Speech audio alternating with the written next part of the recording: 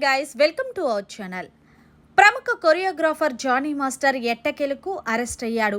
గోవాలో ఉన్న అతన్ని హైదరాబాద్ ఎస్ఓటీ పోలీసులు అరెస్ట్ చేసి హైదరాబాద్కు తీసుకొచ్చారు. అనంతరం పోలీసులు రహస్య ప్రాంతంలో విచారణ చేపట్టారు.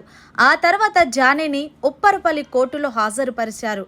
కేసు విచారణ చేపట్టిన కోర్టు అతనికి 14 రోజులు జ్యుడిషియల్ రిమాండ్ విధించింది. దీంతో పోలీసులు అతన్ని చంచల్గూడ జైలుకు తరలించారు.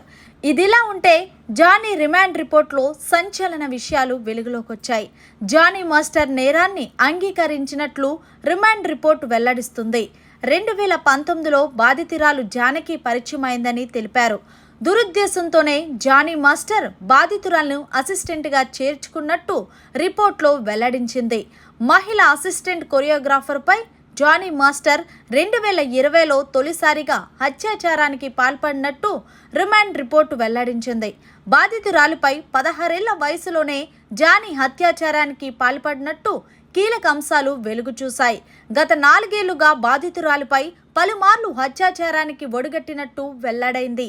అంతేకాదు, ఈ విషయాన్ని బయటకు చెబితే సినీ అవకాశాలు రాకుండా చేస్తానని, చంపేస్తానని బాధితురాలను బెదిరించినట్లు రిమాండ్ రిపోర్టుకు వెల్లడించింది. జానీ భార్య సుమలత కూడా బాధితురాలను బెదిరించినట్టు ఈ రిపోర్ట్లో పేర్కొన్నారు. జానీ మాస్టర్ నేరాన్ని అంగీకరించడంతో ఈ కేసు మరో మలుపు తిరిగినట్లయింది. ఇప్పటి వరకు నేను ఏ తప్పు చెయ్యలేదంటూ బుకాయిస్తున్న జానీ పోలీసుల విచారణలో నేరాన్ని ఒప్పుకున్నాడు. మరోవైపు జానీ భార్య అతను ఏ తప్పు చెయ్యలేదని, కోర్టులో న్యాయం జరుగుతుందని భావిస్తున్నట్టు వెల్లడించింది.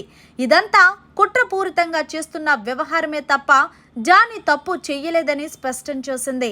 జానీ ఎదుగుతుంటేనే చూసి ఓర్వలేని వారు ఇలాంటి కుట్రలు పన్నుతున్నారని చెప్పుకొచ్చింది. జానీ మాస్టర్ అసిస్టెంట్ కూడా ఈ వ్యవహారంపై స్పందిస్తూ జానీ మాస్టర్ చాలా మంచి వ్యక్తి అని తెలిపాడు. డాన్సర్కు సపోర్ట్ చేస్తుంటాడని, ఆపదలో అండగా ఉంటాడని వెల్లడించారు. తప్పు జరిగినప్పుడే ఆ అమ్మాయి ఎందుకు కేసు పెట్టలేదని ప్రశ్నించాడు. 5 ఏళ్లుగా మౌనంగా ఎందుకు ఉంది? ఈ కుట్ర వెనకాల ఎవరి హస్తమో ఉండే ఉంటుందని తెలియజేశారు. నిజానిజాలు ఏంటనేది కోర్టులో తేలుతుందని చెప్పారు. మరి జానీ మాస్టర్ నేరాన్ని అంగీకరించినట్లు రిమాండ్ రిపోర్ట్లో తేలడంపై మీ అభిప్రాయం ఏంటనేది కామెంట్ చేయండి. మరిన్ని లేటెస్ట్ అప్డేట్స్ కోసం చూస్తూనే ఉండండి మన ఛానల్.